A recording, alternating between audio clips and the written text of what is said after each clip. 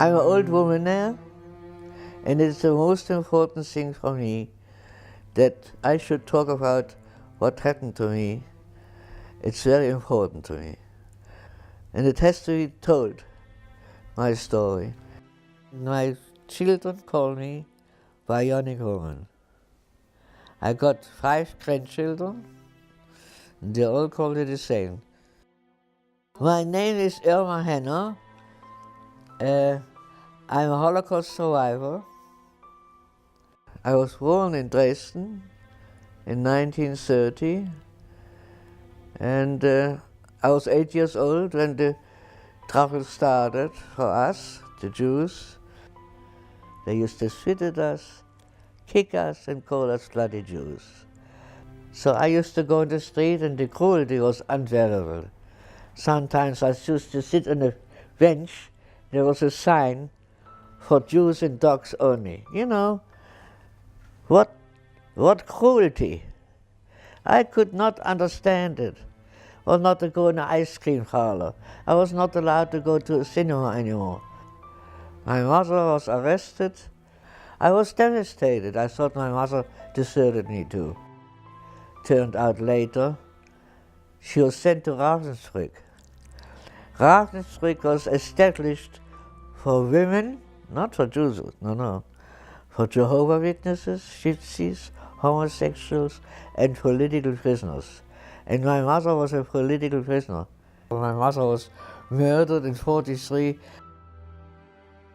I walked out and I decided to cover my staff, David, with my school satchel. I didn't want to get hurt again in the street. But that was my mistake. And that was a week later, then I got arrested. And then the transport started 1942. They had cattle trains, 60, 70 human beings in it. And I was ordered into one, and I was going in that cattle train, and they closed the door. And a minute later they opened it and called my name, and I had to go into another train. And that train went to Czechoslovakia, Theresienstadt, concentration camp. And that was established for 2,000 people. We ended up 40,000, 50,000 human beings. No hygiene. In winter you had the water, the pipes were frozen.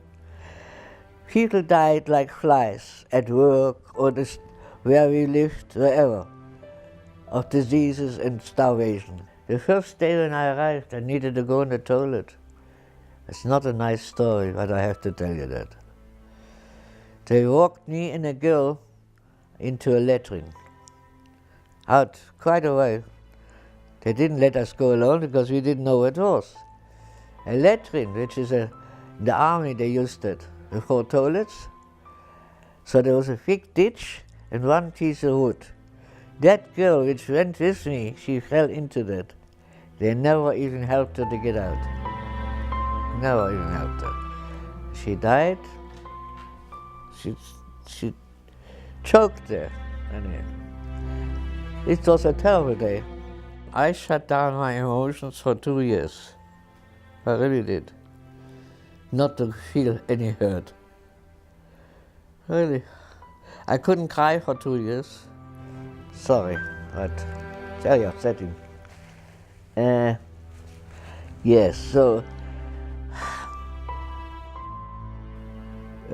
when they marched us out in 1943, 11 young men escaped. And they marched us out of the camps. They said, we'll catch them. In the middle of winter, freezing cold, wet, flimsy clothes. No, we had no shoes, we had wooden clocks. They took our shoes away. So we're standing there and they told us, as long as it takes, we'll catch them. They were between the age of 17 and 20, 11 young men. And they caught them. It took exactly 36 hours.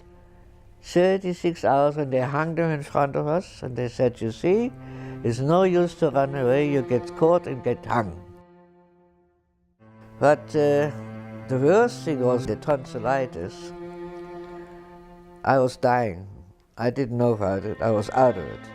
A doctor came in the middle of the night. He removed my tonsils. You know how he removed my tonsils? He put a clothes peg on my tongue and he took my tonsils out.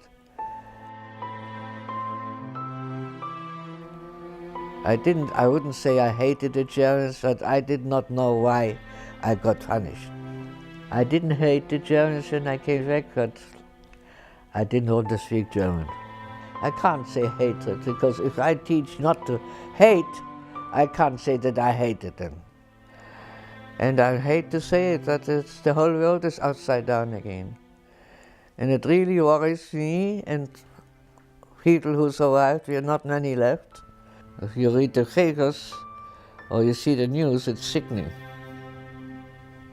It's very upsetting.